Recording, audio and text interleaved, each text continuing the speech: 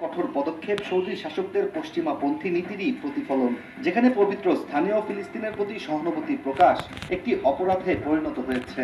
এর আগে 2023 সালেও এক ব্রিটিশ হজযাত্রীকে শুধু ফিলিস্তিন পতাকার রঙের ও সাদা কেফিয়ে পরার দায়ে আটক করা হয়েছিল।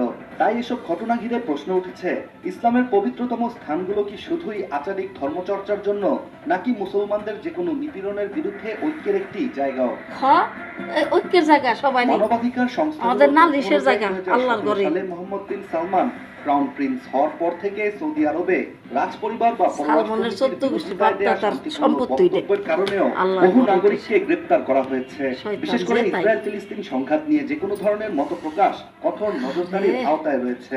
তাহলে কি সৌদি আরব নীরবে ইহুদি রাষ্ট্র ইসরায়েলকে সমর্থন করে? এমন প্রশ্নই উঠছে বিশ্বের অনেক মুসলিমদের মধ্যে। করে সৌদি আরব করে। সৌদি আরব তো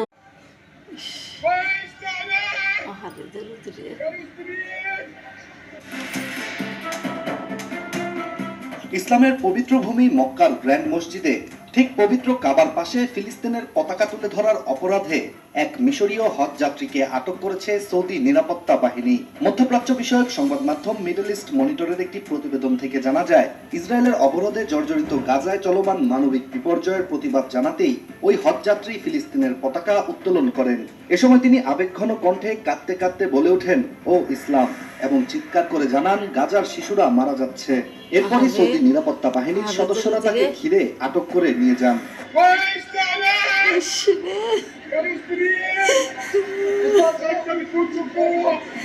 গাজার লিগে মায়া লাগছে রে, ফিলিস্তিনের লিগে মায়া লাগছে। সৌদাররা মানুষ মতো বাপদাদার পৈতৃক সম্পত্তি নিজে আমার দয়াল নবী দিয়ে গেছে, তাই অমানুষের দল। হৃদয় বিদারক এই ঘটনার ভিডিও সামাজিক যোগাযোগ মাধ্যমে ছড়িয়ে পড়লে বিশ্বজুড়ে মুসলমানদের মধ্যে ব্যাপক প্রতিক্রিয়া সৃষ্টি হয়।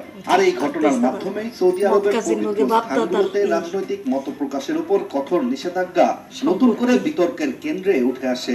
আল্লাহ বানাইছে আল্লাহর ভূমিতে, ওদের সমস্যাটা কি? এ বিষয়ে সৌদি কর্তৃপক্ষের বক্তব্য, হজ ও ওমরা পালনকালে কোনো রকম রাজনৈতিক স্লোগান, পতাকা বা প্রতীক নিষিদ্ধ, যাতে করে ইবাদতের পবিত্রতা বজায় থাকে। তবে সমালোচকদের দাবি, এই নিয়মের আড়ালে সৌদি সরকার মূলত মুসলিম সংহতির কণ্ঠরোধ করছে এবং ফিলিস্তিন ইস্যুতে নিজেদের রাজনৈতিক অবস্থানকেও রক্ষা করছে। ঠিক, শয়তান সালমান।